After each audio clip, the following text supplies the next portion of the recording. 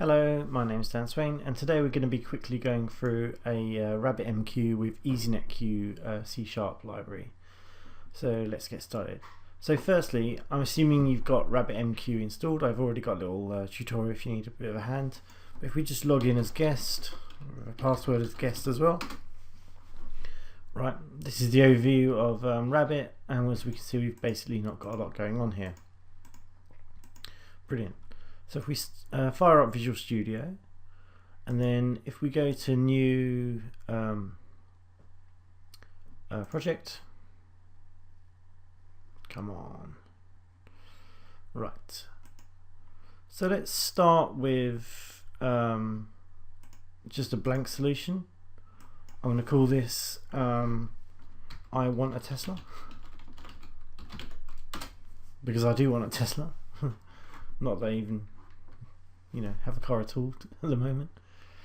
Right, so we've got our empty solution. Let's firstly add an MVC4 web application. So I want a Tesla.web, and let's have a web API project. Cool. Off that goes.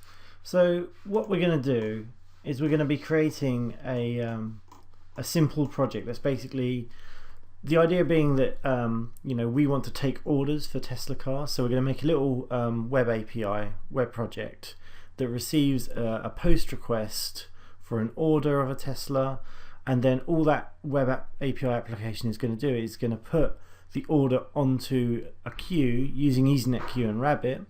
And then we'll also write an additional console application which will become our subscriber, and then that will process the requests in effect. And this is taking a very long time. Yay. Okay, so this is just the default controller. I'm not actually going to use that. I'm just going to build a new one. Cool. Right, so first thing I'm going to do actually is I'm going to just use NuGet to add a reference to EasyNetQ. Alright, so if I just search for EasyNetQ. So EasyNetQ is just a wrapper basically around Rabbit by Mike Hadlow. It makes it just really nice and simple to just get the basics up and running, really. Come on. Search again. That one. There it is. So if we just install that, brilliant, there it goes. Fantastic. Right, so we've got the little tick, we're installed. Right, now let's just create a new controller, and let's call it there it is. Let's call it order controller right here.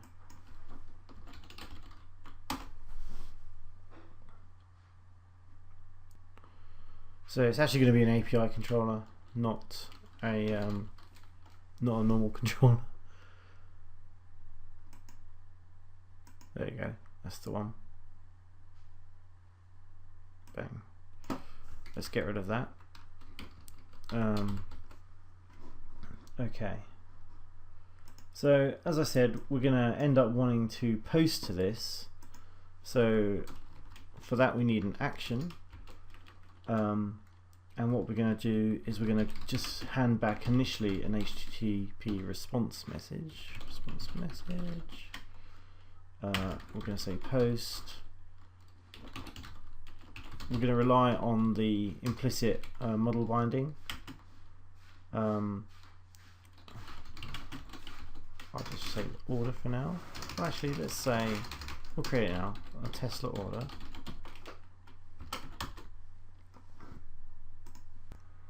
Right. So Tesla order. Okay. Yes, we want that. This class doesn't exist yet, so let's just create that. Yeah, it's a class. Right. Now, firstly, just to sharper up or Visual Studio, I'm just going to say request dot create response, and then I'm just going to give it an HTTP status code I've created. I would do if I could type. There you go. What's wrong with that? Yeah.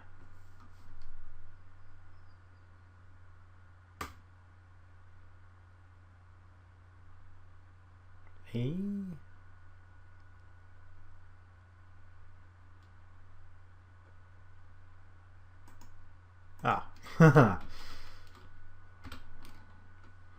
Screwed that. That's the one. So basically, we're always going to hand back created, which, you know, in a real world you don't really want that, but in our world that's fine for now. We've also created a simple little TeslaOrder class, and we'll use that in a minute. But okay, so what we're going to do is, from here we basically want to publish to RabbitMQ, and this is where EasyNetQ will come in. So we're going to sort of just create a message bus instance. Say Rabbit Hutch. I love that name. There it is. Thank you. Create bus. Host is localhost. I'll stress again, make sure you've got Rabbit installed. So that's created a connection to sort of RabbitMQ. In the real world, you'd probably want to inject this in using IOC. So this is purely for demonstration purposes, but it'll work for a simple demo. And then you have a using, and then you say var publish channel equals message bus dot publish or open publish channel. And that's very simple. And then we can just publish channel, publish or order.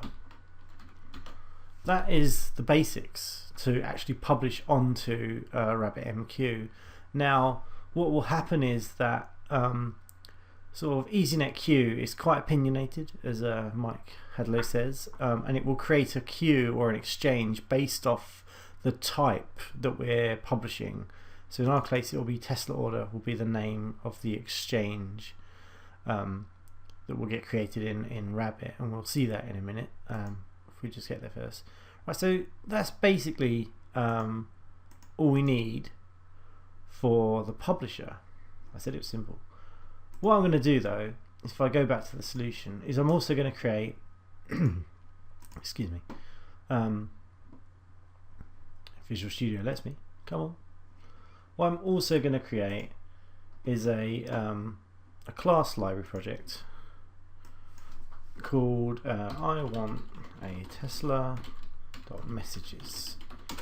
So I don't know if you recall, I'm actually going to just cut and paste that. Probably shouldn't do this.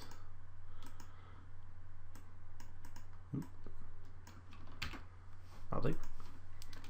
So because we're going to have a publisher and a subscriber, I want them to share the same message. So to do that, I'm just going to create a simple class library, and I'm going to have both projects, which will be the web app publisher that we've just created, and in a minute we'll do a console app as the subscriber, but both will reference this class library just to get this message type. And all it's going to have is a few properties: customer email, a model,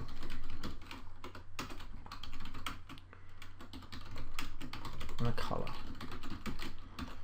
Nothing really great about it, but that'll do.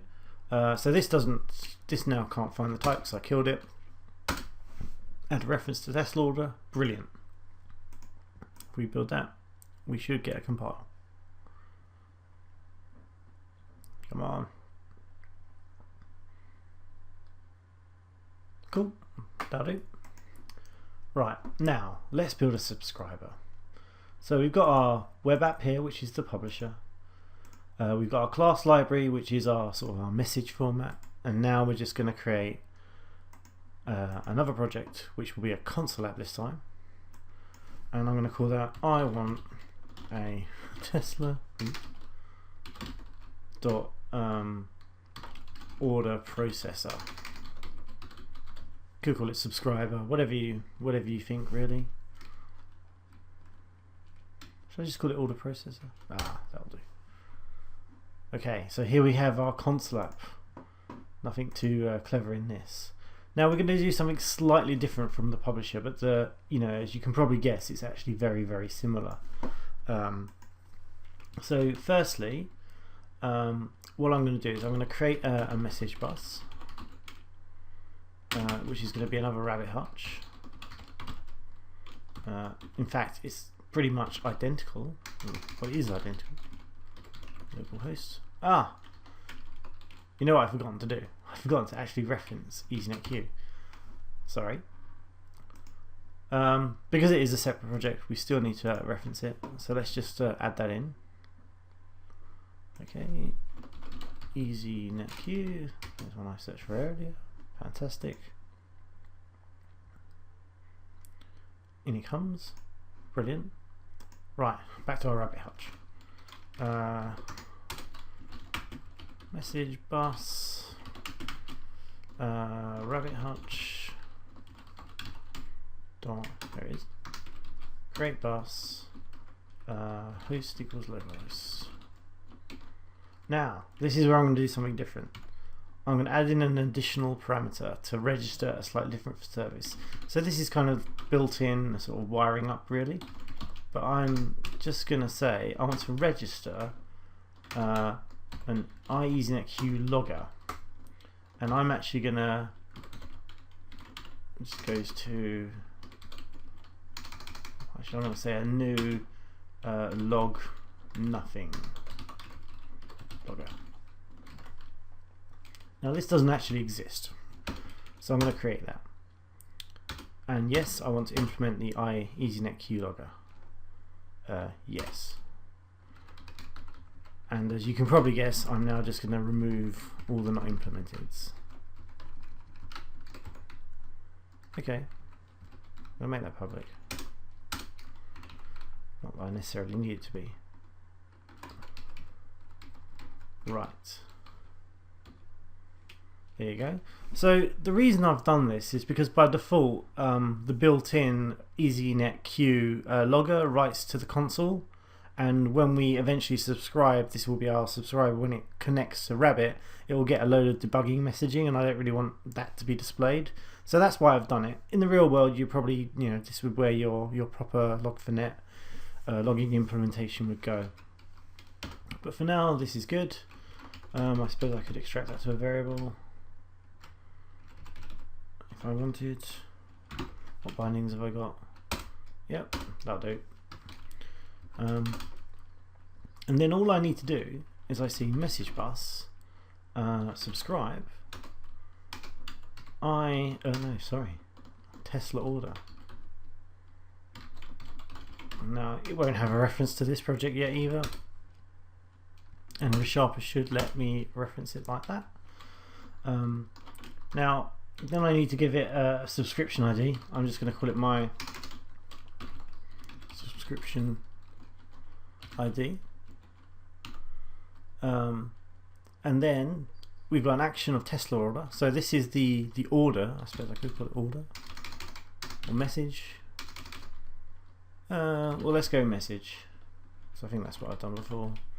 And it's just a lambda, and I'm just going to do the simplest thing and say processing order model with a color. Be thankful I'm using the American spelling. And then I'm just going to say message customer email, and then message model and message color. Right, that's it. So at this point we've got our order controller here, that when it receives a request, a post, it will basically just hand that straight on to the message bus or RabbitMQ using EasyNetQ. So that's where it will publish the order. It will go on to the message queue, and then we will have our little subscriber over here, and our subscriber will simply just listen for Tesla orders, and when it receives one, it will just write out to the console, processing order and the details of the message, and that's it. Are you going to give me the little... Yeah, that's better. Okay, now to get this running, if we go to solution properties, and it comes up in under a decade, come on. The startup project, I'm going to have multiple startup projects. I'm going to have the web project start, and I'm also going to have the order processor start. So let's just do that. I'm also going to check the web project, go to properties. Somewhere in here it will say what it starts up with. Aha. So I'm just going to use the Visual Studio Development Server. It seems to be the easiest. Okay, so let's run it. F5. This is the bit where it fails for some random reason I'm not expecting. Oh, no, it's all starting. I think it's starting. Aha, so here's our subscriber. That's up and running. And there we have our web API. So if I just quit that bit. Right, so here's our Rabbit client. Now here's one I prepared earlier. This is our little HTTP dev client. I'm going to paste that in with our new port without the double slash. So web API by default is /API/order, which is the name of the controller. As you can see here, I've just got it's a basic form post. I should actually do content type, and I also need to get the form post thing, which I can never remember. Hang on.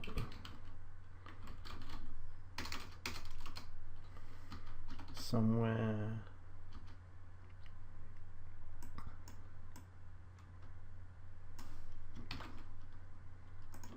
There we go. Application /xform URL encoded. Really should remember that, but I never do. Okay, so let's post and see what happens. If we send our request, with any luck, it won't fail. Or will it? Come on. Come on. No luck.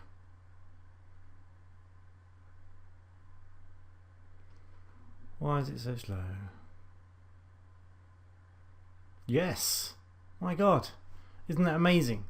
So, I don't know if you can see all this, but we've got a created response back from our API order, and we've actually got the subscriber has actually told us that it's received the message for a model S, which is orange, which corresponds to our message. So let's just do that again. Let's go for a green one. I'll just send that again, and there's green. Okay, fantastic. It works. Who would have thought that would happen? Okay, now what we can do as well, if I just stop Visual Studio and I just where's the order processor? If I just open it in a folder, come on.